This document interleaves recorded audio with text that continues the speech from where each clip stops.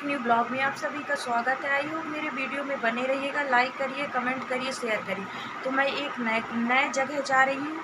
नए जगह का नाम मैं अभी नहीं बताऊँगी, वहीं जा कर के पहुँच के बताऊँगी। और तब तक मेरे वीडियो को आप लोग लाइक करें, कमेंट करें, शेयर करें और मेरे वीडियो को पूरा देखिए।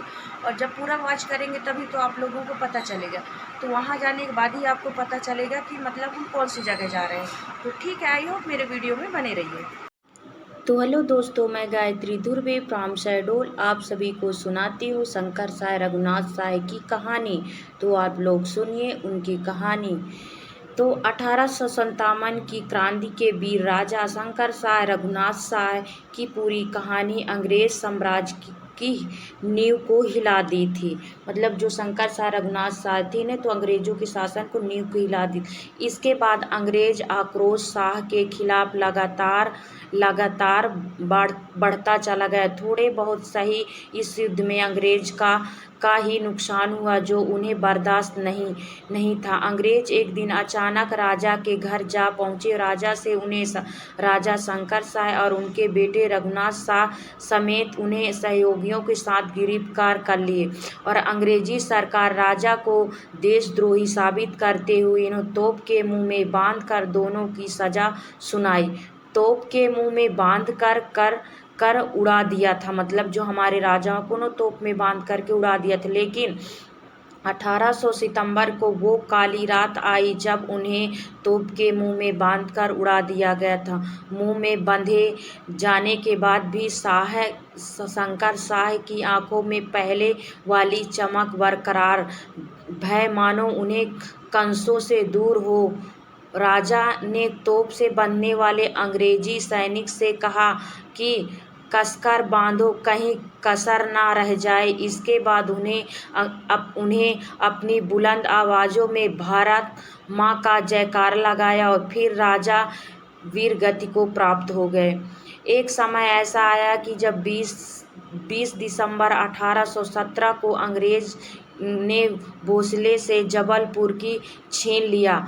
मतलब जो राजा भोसले थे उन्हें ने शंकर साय उनसे छीन लिया था। यही शंकर साय ने बिना सामना आए अंग्रेज के खिलाफ युद्ध शुरू किया और 1857 आते आते देश भर में अंग्रेज के खिलाफ क्रांतिकारी की ज्वाला भड़क चुकी। इसमें राजा शंकर साय के बेटे रघुनाथ साय शामिल। हालांकि किसी तरह युद्ध के बारे में अंग्रेज डिप्टी कमिश्नर क्लर्क भनक लग गई कि क्लर्क ने सेना के साथ साय की सेना पर आक्रमण कर दिया। इसे हमले पर शंकर साय के हजारों सैनिक मारे गए थे। शंकर साय की रुचि धनुष और बम में थी। मतलब जो शंकर साय बचपन में उनकी जो रुचि थी तो धनुष और उसमें थी, बम में थी। शंकर साय जैसे जैसे बड़े हो रहे वैसे वैसे उनकी रुचि धनुष बाण की ओर बढ़ने लगी। लगातार अभ्यास के बाद एक दिन ऐसा आया जब धनुष बाण कला में निपुण हो गए। शाह ने अपने दोस्तों के साथ मिलकर मंडली तैयार की। मतलब अपने दोस्तों के साथ मंडली तैयार की जिसका नाम गोटिया दल रखा गया।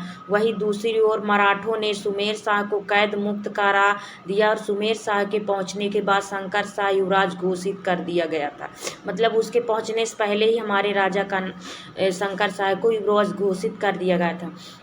राजा सुमेर सिंह के गुजर जाने के बाद शाह को राजा नियुक्त किया गया। इसके बाद शंकर शाह का विवाह हुआ है।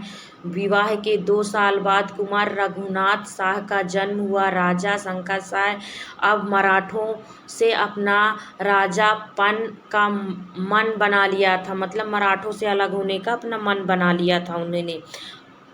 तो अमर क्रांतिकारी राजा का भी इतिहास था। आइए जानते हैं उनके बारे में। अमर क्रांतिकारी राजा शंकर साय कुंवर रघुनाथ साय और क्या थे उनके बलिदान दिवस की कहानी।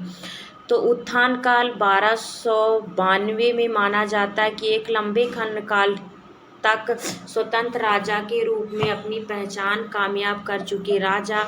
एक समय ऐसा जब सत्ता के लिए संघर्ष होने लगा। तो यह दौर था कि 1789 में जब राजा सुमेर शाह की रानी शंकर शाह ने जन्म दिया, उसी समय राजा सुमेर शाह को मराठों में बलिदान लिया था और उन्हें सागर के किले में कैद करके रख दिया था। मतलब जो सागर का किला था उसमें उन्हें कैद करके रख दिया था।